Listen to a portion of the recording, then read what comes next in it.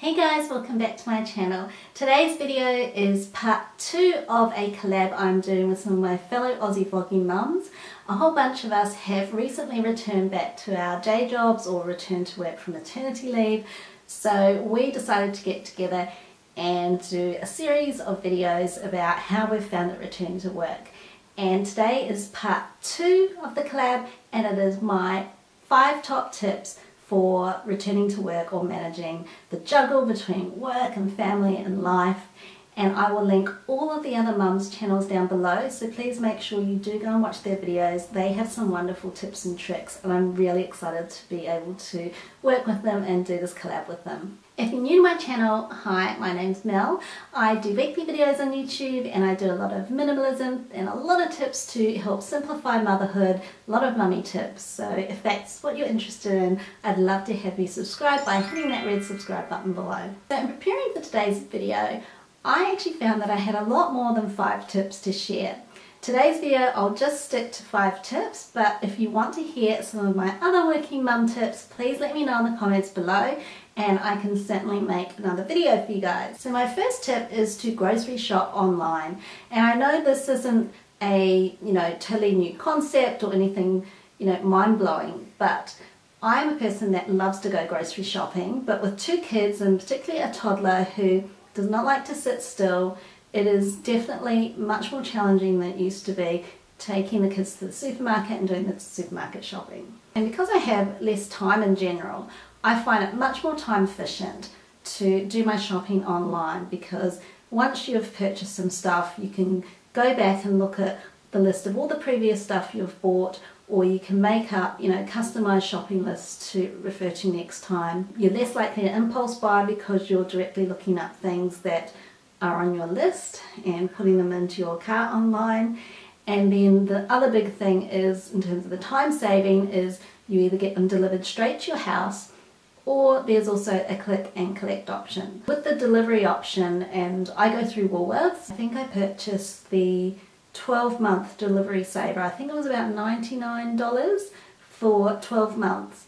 And how that works is if you order over $100 worth of groceries, every time you get it delivered, if you've purchased that delivery saver, you don't have to pay anything extra. So your delivery is free on a trolley load of over $100 or more. And when I look at how much on average I'd spend on a typical grocery shop or online shop, if I didn't have the delivery saver, the delivery fee would be about $11 each time. So as long as I, use it at least 9 times, then I'm going to make my money back. But I definitely will be ordering my groceries more than 9 times a year online, so it is definitely worth me purchasing the delivery saver.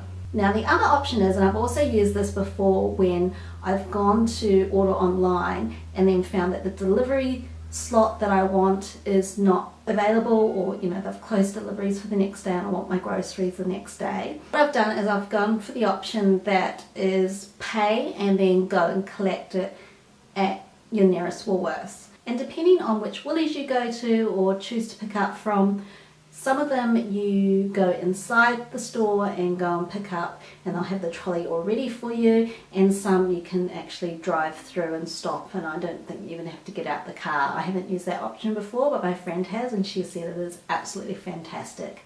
You don't pay any fee for being able to go and collect your groceries. So as long as you order $30 worth, they'll pack it all for you and have it ready to go when you go and pick it up from the store. So that is another good option if you're time poor or you don't want to drag the kids around the whole shop. My next tip is to batch cook meals. And I know some people might actually set aside a whole Sunday afternoon for this, and I've tried doing this once or twice, but I find that with the weekends it's family time, so we try and relax and spend time with the kids and not spend all day and every day in the weekend doing chores. So when I say batch cook, you could either set aside 1 or 2 hours in the weekend or Sunday afternoon or Sunday night to do it, or you could do what I usually do, and that happens to be whenever I am cooking some sort of meal that I can, double the recipe, so something like spaghetti bolognese or, a chicken curry or something like that, I will tend to double the recipe and then I've got half to freeze. So rather than set a large chunk of time out of my weekend to cook like 5 meals, like batch cook 5 meals, I will just try and build up a stockpile of freezer meals by doubling every time I cook a meal that I can freeze. That is how I manage to have a lot of leftovers in my freezer.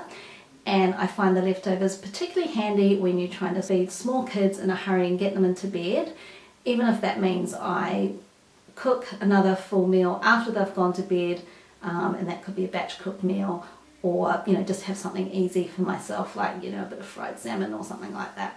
My third tip for back to work is something that I've always done, I think even before I was married and had kids.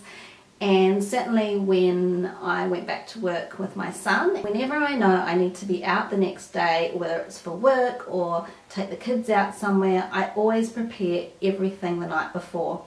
So I pack the bags and just make sure that all the bits and pieces, if it's food, I have ready packed in the fridge, ready just to grab and stuff it into the backpacks and then get out the door. And with my son's clothes, I have his school uniform all laid out. And with my daughter's clothes and with my clothes, I don't lay those out every night, but I have a specific section of my wardrobe that is dedicated to work clothes. And with my daughter's wardrobe, because my husband is usually responsible for getting her dressed and ready for drop off, I will just have one specific drawer in her chest of drawers, which is just for daycare clothes. So, they get so grubby at daycare and they paint over things and things can get, a bit pulled or stained or torn. So my husband knows that if he goes to that one drawer, doesn't matter what he chooses, it's okay for her to go and wear that thing to daycare. And then the bag's all ready and my son knows that his lunch is in the fridge and he can just grab and go. And then my fourth tip kind of expands on that point. So when it comes to dressing myself for work, have a minimal work wardrobe. So I'm only in the office 3 days a week at the most, so I don't need a whole lot of clothes, and I like to look nice and I like to have things that I enjoy wearing and that I feel good in, but I don't need like an endless variety of options. And I think it was Barack Obama who said that he only wore blue or grey suits because he had so many other decisions to make every day that by just having blue and grey suits in his closet, that was just one less thing he had to think about. And I think that is really smart, and I've got more than just 2 things that I can choose from to wear during the week, but I have kept it sort of, a small selection, and a lot of the stuff that I have in my wardrobe is mix and match. And then my very last tip for this video anyway, if you want to hear more tips from me, let me know in the comments and I'll make another video for you with some more tips. But I think this is a really important one, is to give yourself some grace. Recognize that you've got so much going on, your house won't be perfectly clean or perfectly tidy, and you know what, that's okay, it doesn't have to be. And I think you need to prioritize your health as well. So I know that if I get sick, then the whole household is impacted because I'm not functioning as well.